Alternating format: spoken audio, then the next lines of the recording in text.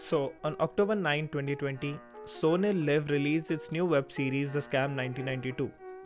Within a month, it gained a viewership of 116 million and an IMDb rating of 9.6.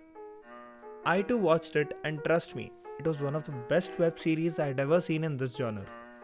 This video is not about whether Harshad Mehta was right or wrong, but about what all lessons you can learn from his rise and fall. This video is entirely based on my own research and opinion, so if you find it useful, then make sure you like and share the video. I personally learned a lot watching the rise and fall of Harshad Mehta, and as of now, when I'm writing the script, there are 5 key takeaways from the series what each one of y'all must know and understand. According to me, if these 5 things are taken care of well, then anybody can achieve whatever it desires to get. So without wasting any more time, let's get started with the first one. Having your own research is very much important. Often, when a newbie enters into a new field, the people who have already worked there give them information only what they wish to. Harshad joined the market when he was 26 years old and he knew nothing about the market when he entered it. His so-called gurus taught him a lot about how the market worked externally, but what used to happen internally was never told to him in his initial days. It was him who decided to start his own research on stocks and companies and made himself a fortune what even the gurus never imagined of making it for themselves. Having your own research gives you the independence to take your own decisions, as you would anytime trust more on your own research rather than someone else's research. Most of y'all might have definitely heard the popular saying, your network is your net worth. Now hear me out carefully. The power of your network when used in the right way can bring fortunes to your life within no time. But remember, if your network can pump you up to the riches, then it also has the power to bury you into the ground, and this is what happened to Harshad Mehta. He had international networks, political networks, but in the end, they were the ones who led to the downfall of Growmore and Harshad. A person who learns to harness the power of networking can change his life in no time.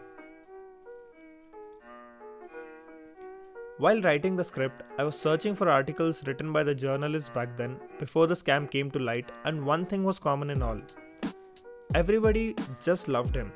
I also read a blog wherein it was written that even if a 10-year-old boy, when asked about his aim in life, would say, I wish to be Harshad Mehta. This is only and only because he built his personal brand.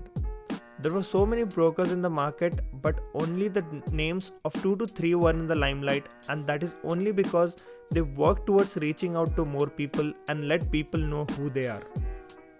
Harshad started advertising with his own picture on the hoardings, which nobody had ever done, and thus people started knowing the name Big Bull Harshad Mehta and made a brand out of it. This personal brand brought trust and feeling of safety in the people's mind, and thus he gained the success he planned about. By environment, I don't mean the physical environment but the people around you.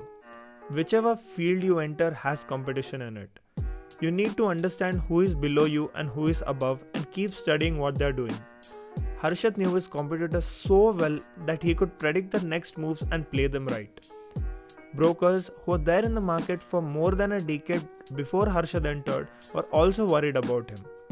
Not only your competitors, but it is also necessary for a person to keep an eye on the people working with him. Bhushan Bhatt, even though he was a fictional character in the series, taught a very much important lesson of not trusting anyone blindly. Money can make anybody blind.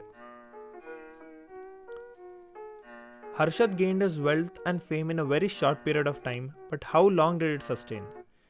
He did all of it by going against the system and targeting the loopholes in it. He built his entire business on false foundations, and that didn't hide for long. The truth always comes out. The fact that he didn't run away with the money has made a soft corner for him in many people's mind, but the fact that he is also responsible for the losses of so many low-income families cannot be unseen. Tell me your views on this in the comment section below.